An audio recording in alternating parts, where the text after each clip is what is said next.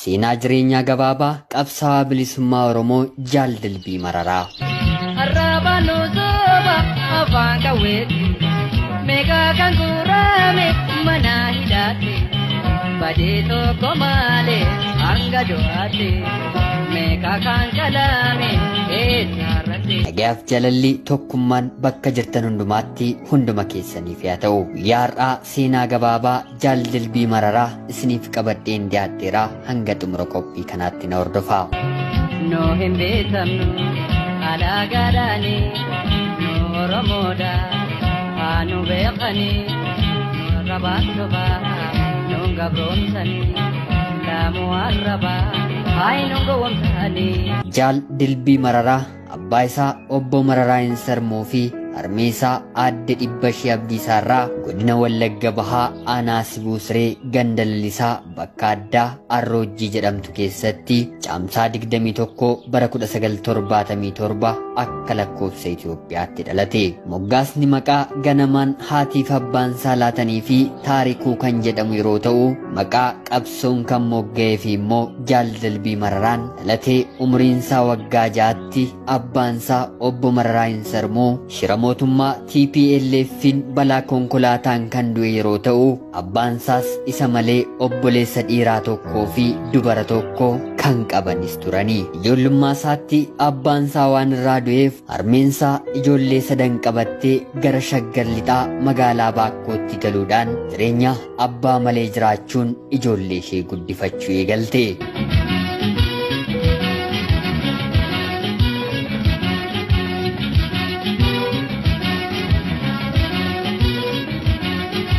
Akkuma umriin isaa barnootaaf ga'eenis Jaal Dilbiin mana barumsaa sadarkaa tokkoffaa Baakkootti barnoota isaa tokko jedhee jalqabe. Jaal Dilbiin mana barumsaa keessatti barataa cimaa fi kan amala gaarii qabu waan ta'eef barattoota daree isaatiif fakkeenya gaarii ta'uun beekama. Barnoota isaa sadarkaa tokkoffaa qabxii olaanaadhaan achuma magaalaa Baakkoo keessatti erga baratee xumuree booda barnoota isaas sadarkaa lammaffaa achumatti barachuu eegale. Jaal Dilbiin harmeen isaa erga Baakkootti galtee heerumtee ijoollee dubaraa 2 fi dhiira 1 yogguu dabalataan godhattu walumaa galatti obbolaa 5 haati isaa kan deesse qaba ture. Haa ta'u malee Jaal Dilbiin mana isaanii keessatti ijoollee kanaaf takka akka obboleessaa takka immoo akka abbaa ta'uudhaan sadoo jireenya isaa ofitti hir'isee ijoollee kana guddisa ture. Taarikuun yookiin Dilbiin umurii isaa ijoollummaa kanatti itti gaafatamaa maatii sanaa ta'ee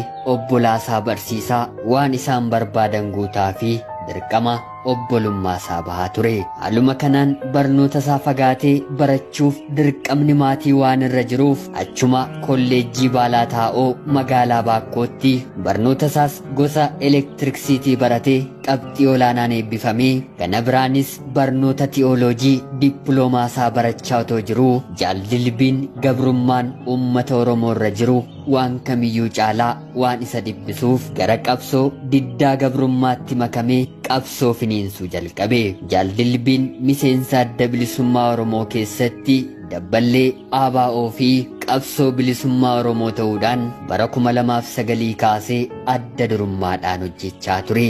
Bara 2010 yeroo dhaabni adda bilisummaa Oromoo biyya galuuf waamichi godhamee fi sanarratti simannaaf otoo deemuu naannoo Buraayyuutti uummanni Oromoo adda bilisummaa Oromoo akka hin simanneef yeroo nafxanyaan karaa cuftee dabarsuu horkitu dargaggoota qeerroo fi qarree isa waliin turan waliin adda durummaadhaan warra nafxanyaa haleeluudhaan nafxanyaa fi doorzeen itti baay'attee reebicha hamaa mormaa ol iddoo 8 buruqsuudhaan gurra isaa isa mirgaas duuchuudhaan lubbuun isaa dirmannaa uummata Oromootiin bakka kufee kaafame. Kanumaanis hospitaala rifaraalaa magaalaa Hambootti erga yaalamee booda fayyuun gara jiruuf jireenya isaa duraatti deebi'e. Erga fayyee manatti galees guyyaa tokkollee otoo hin boqotiin hojii dhuunfaa isaa otoo hin hojjetin hojii Oromummaa hojjechuuf haamilee guutuudhaan kan duraarra itti fufe.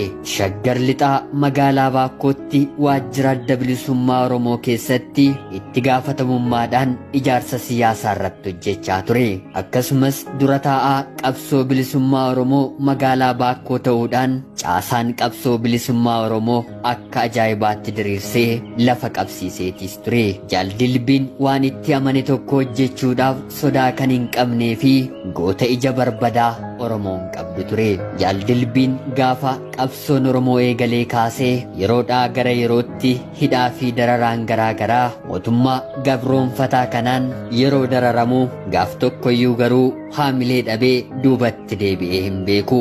Dilbiin seenaa hin barreeffamne baay'ee qabaatus uummata Oromoo naannoo isaa jiranitti guddaa fi xiqqaan nama baay'ee jaallatamuu fi kabajamudha ture. Haa ta'utii garuu mootummaan Abbaa Irree akkuma amaleeffatanitti gaafa guyyaa 8 ji'a 12 bara 2012 akka lakkoofsa Itoophiyaatti halkan keessaa sa'aatii 8 walakkaatti mana jireenyaa isaatii fuudhanii kaampii waraanaa humna addaa Oromiyaatti geessuun erga dararanii rasaasa 4 ajjeesanii booda baasanii godina Wallagga Bahaa aanaa Gobbuu Sayyoo bakka addaa Qeejjoo jedhamtutti gatanii maatii fi firoottan isaas otoo barbaadanii bakka jedhame kanatti gaafa argan humni waraanaa reeffa hin kenninu jechuun didanii humnaan konkolaataa isaaniitti fe'uun waajjira poolisii aanaa Aannoo erga tursanii booda hospitaala Sireetti qorannoof fedhii ummataa malee erga qorachiisanii boodarra rasaasa 4 rukutamuun isaa erga mirkanaa'een booda reeffa isaa maatii isaaf kennanii. Rabbi lubbuu Jaaldilbii Mararaa bakka gootota haqaan falmatanii lubbuun isaanii addunyaa kanarraatii darban nuuf haa kaa'u jechaa dhiigni kees bilisummaa uummata Oromoo cunqurfamaa fi hacuucamaa jiraniif haa ta'u jechaa seenaan gabaabaa Jaaldilbii Mararaa guyyaarraaf isiniif hin qindeeffadhe kana fakkaata. Qopheessuun isin waliin kanan ture ana Gammachiis Tashoomeeroo ta'uu qophii gara biraatiin hanga walitti deebinutti nagaan tura.